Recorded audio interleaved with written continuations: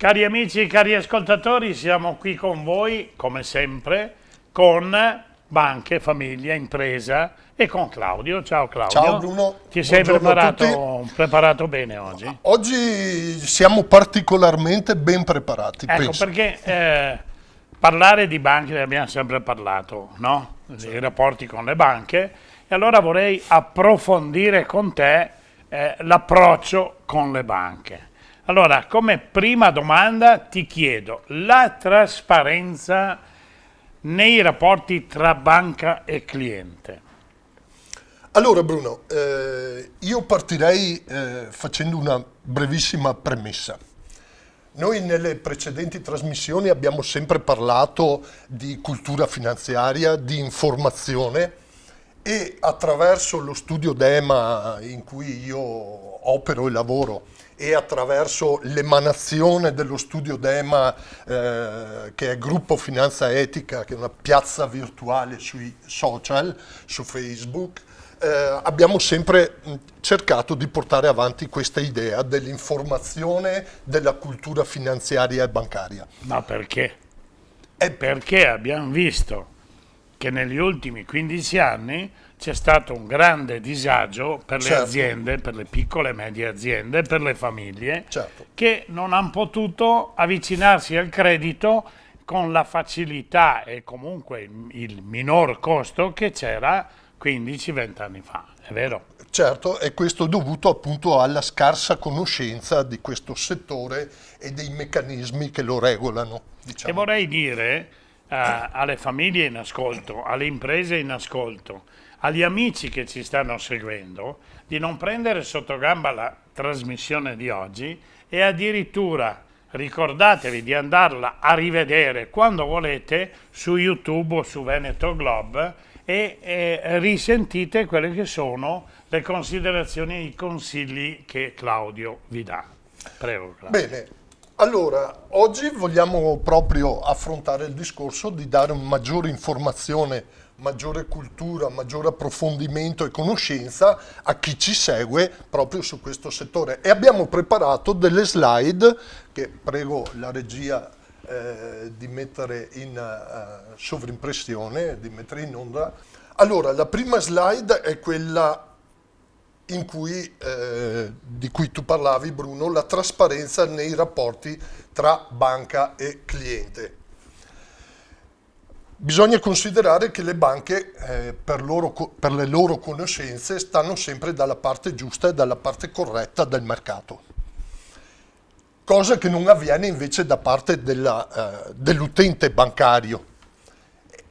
E viene quindi a crearsi una asimmetria informativa. No, fermati un attimo. Sì? Cioè, le banche stanno sempre dalla parte giusta del mercato. Esatto. Cioè, cosa vuol dire la parte giusta? Vuol dire che hanno le conoscenze adatte per sfruttare al meglio, al loro vantaggio, A loro naturalmente, vantaggio. delle situazioni di mercato, cosa che l'utente normale, il cittadino, la famiglia, l'imprenditore non può fare Perciò perché non fanno ha le conoscenze. cose a loro favore e se non sei chiaramente. a conoscenza dei Certo. meccanismi tu cadi dentro nelle trappole.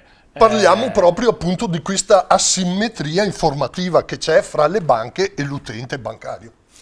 Come ovviare a questa asimmetria è normale dal mio punto di vista, ma è comprensibilissimo, insomma, si riesce ad ovviare attraverso una buona consulenza, un buon rapporto con chi gestisce i rapporti con le banche, con chi analizza i rapporti bancari e finanziari. Quindi la conoscenza preventiva migliora sicuramente il rapporto tra l'utente e la banca. Perciò nel dubbio Nel dubbio non firmate Prima contratti bancari. informatevi. Prima informatevi, prima pretendete di poter conoscere appunto preventivamente quanto vi viene proposto e cercate nel limite del possibile di capirlo o di rivolgervi a chi è in grado di darvi Facciamo informazioni. un esempio, tu sei la banca e io sono il cliente. Naturalmente il cliente è piccola azienda no? Anche la famiglia, ma mettiamo la piccola azienda. Io vengo da te, ma anche tu sei un'azienda, perciò tu vendi un prodotto e io devo essere a conoscenza che tu non mi metti i bastoni fra le ruote, strada facendo, perché il tuo prodotto che mi vendi mi serve per fare azienda. Certo.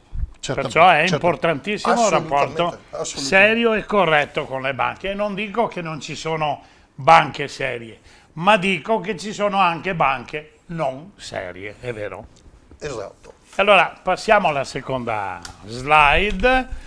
L'intermediario finanziario è tenuto tra gli altri obblighi, previsti naturalmente dalla disciplina del settore, A fornire appunto quelle informazioni corrette, chiare e non fuorvianti in merito agli acquisti effettuati. Acquisti effettuati, parliamo naturalmente di prestiti, di finanziamenti, di mutui, di conti correnti, i di prodotti tutti questi... della banca. Esatto, esatto. Inoltre l'intermediario finanziario e bancario è tenuto a valutare l'adeguatezza e l'appropriatezza dell'investimento rispetto al profilo di rischio del cliente.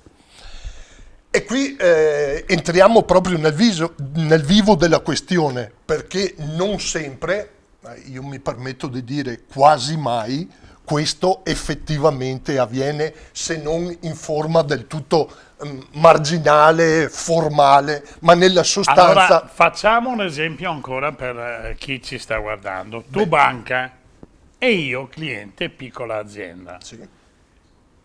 E ti chiedo un prestito perché ho fiducia nella mia azienda, è abbastanza avviata, però ho bisogno ancora di denaro per svilupparla. Tu mi dici quali garanzie mi dai? A quel punto dobbiamo essere bravi tutti e due, cioè tu a farmi mettere le garanzie più sicure possibili, ma io a non mettermi col cappio al collo, di modo che un domani cada nella trappola delle, come si chiama, dei momenti di difficoltà dove la banca ti può distruggere da un momento all'altro. Certamente, hai detto perfettamente. Io aggiungo anche un altro piccolo esempio che è ancora più comprensibile, no? Noi abbiamo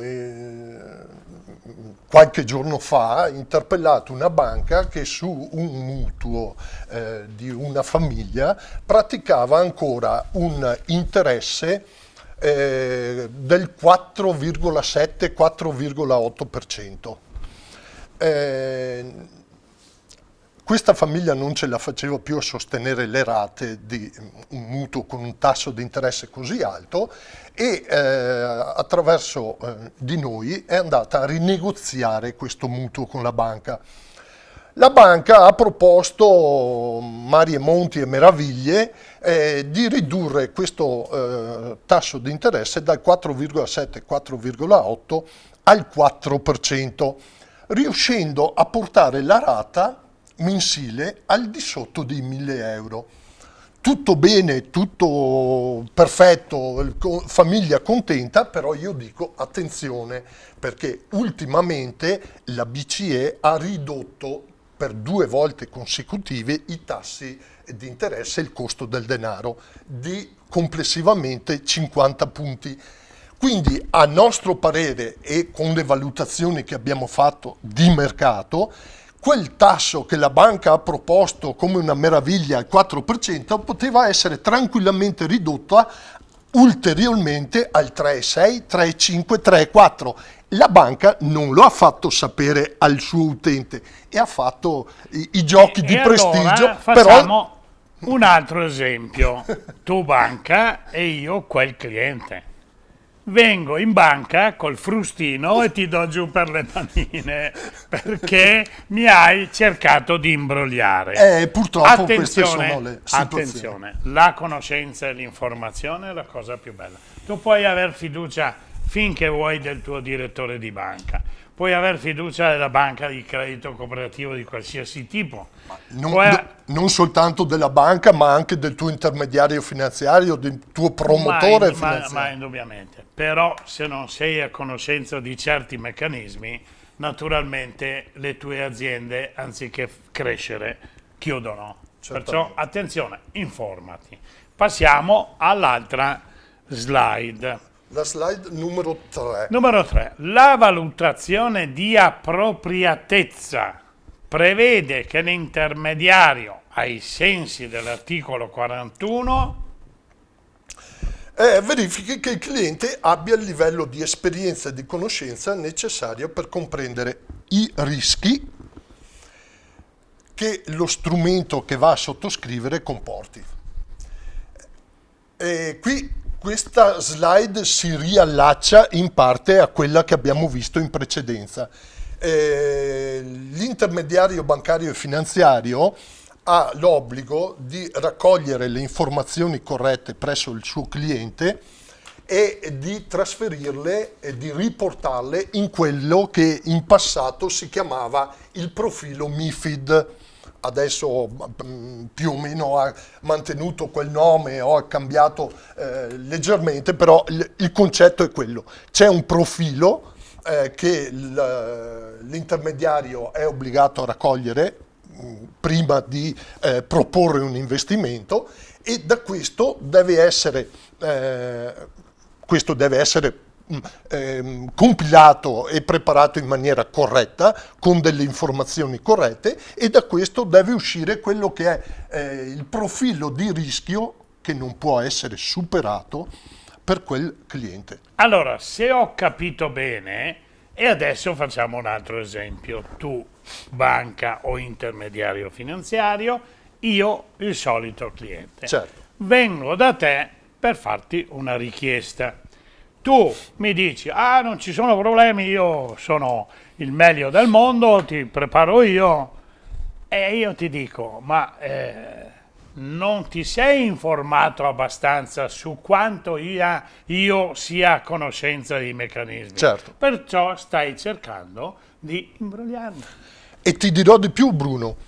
Noi siamo, in più di qualche occasione, abbiamo riscontrato il fatto che questa informativa MiFID la banca la raccoglie e la prepara lei con dati completamente fasulli.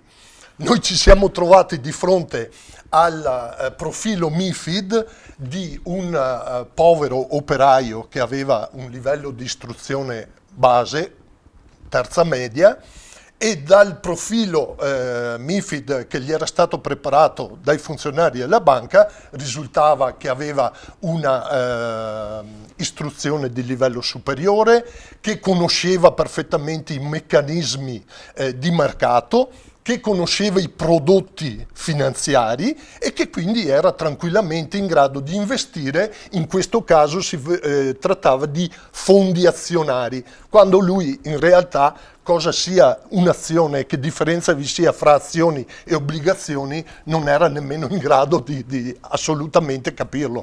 Però il funzionario di banca gli ha costruito apposta il profilo MiFID su misura per potergli piazzare quel prodotto finanziario che a lui interessava. Ecco, allora ti dico, vedi, ho messo gli occhiali stamattina, potrei anche farne a meno, perché ci vedo anche la slide, però ho messo gli occhiali per guardarti e capire meglio quello che mi dici. Ma questo lo dico a chi ci sta ad ascoltare. Quando un interlocutore intermediario finanziario parla, cercate di apprendere bene quello che dice, di capire, di guardarlo in faccia, di vedere come muove le labbra, perché l'operatore dall'altra parte cerca di fare sempre di più i suoi interessi. Certo. È difficile trovare un operatore che dica, sono qui, bene, ti faccio un regalo. Assolutamente. È chiaro che fa i suoi interessi, deve fare anche i miei perché deve essere onesto, e io devo fare naturalmente i miei. giusto? Sì, io dico anche una parolina in più, nel senso che è comprensibile che non tutti siano in grado di capire questi meccanismi, però se non si è in grado di capirli, entrare pian piano nell'ordine di idee, di rapportarsi con chi è in grado di darti queste informazioni e queste conoscenze. Mi sembra che sulla slide 4 tu abbia già incominciato a rispondere, no? Perché mi dici la valutazione, nella 3 mi dici la valutazione di appropriatezza prevede che. Poi come procedere? Hai già anticipato qualcosa, però ripetiamolo. Sì, come procedere? Che, qui chiaramente ci troviamo ad affrontare il caso in cui ci si renda conto che il prodotto che sia sottoscritto, il conto corrente, il mutuo, il finanziamento, il prestito, non siano adeguati alle proprie aspettative e quindi si voglia procedere a una verifica, diciamo così, oppure addirittura abbiano iniziato già a provocare dei danni dal punto di vista economico alla persona, alla famiglia, all'azienda e quindi si intenda appunto procedere a una verifica di questo rapporto. Quindi è importante in questa slide che vediamo appunto come procedere, è importante avere, conservare, mantenere tutta la documentazione relativa a questo investimento che si è fatto. Il punto 2 è quello di rivolgersi a chi è in grado di mettere in campo la propria conoscenza, la propria professionalità e è in grado di studiare il prodotto che tu hai sottoscritto e di redigere una perizia econometrica. Sulla slide è scritto specificatamente perizia tecnica econometrica propedeutica alla fase legale che oltre a dimostrare quanto accaduto ricostruisca con l'ausilio di dati finanziari oggettivi la posizione. In poche parole, se ti rendi conto che quello che hai trattato e portato avanti con il tuo cliente, con il consulente finanziario, ti mette in difficoltà, questa è la procedura per andare a verificare le colpe e Certamente uno studio come il nostro, studio DEMA, Gruppo Finanza Etica, è in grado di studiare, di analizzare la documentazione e quindi di verificare se all'interno della contrattualistica vi siano dei punti deboli, vi siano degli illeciti e allora lì quant'altro. si attiva il contenzioso. Certamente. E le due figure professionali che vengono coinvolte sono Siamo noi come CTP, consulente tecnico di parte, che svolgiamo appunto questa funzione e che siamo di supporto al consulente legale, quindi all'avvocato, allo studio legale, per procedere con la banca, con il finanziaria, ad aprire questo contenzioso. E andiamo all'ultima slide. La scelta tra arbitro bancario e mediazione. Certo. Prima abbiamo visto che una delle figure era quella del consulente legale, quindi dell'avvocato e dello studio legale. È chiaro che qui entriamo nella fase in cui si voglia andare a svolgere un'azione legale, giuridica in tribunale perché si sono verificati le presenze di illeciti e che quindi valga la pena aprire questo contenzioso con la banca o con l'intermediario finanziario. Noi come studio, come tecnici, come studio DEMA, cerchiamo prima di tutto di andare a fondo su quelle che sono le azioni che si possono fare prima di arrivare all'estremo, cioè a rivolgersi all'avvocato e al tribunale, anche per una questione di costi naturalmente. Sappiamo che le azioni legali hanno dei costi notevoli. E delle lungaggini. E dei tempi particolarmente lunghi, certo.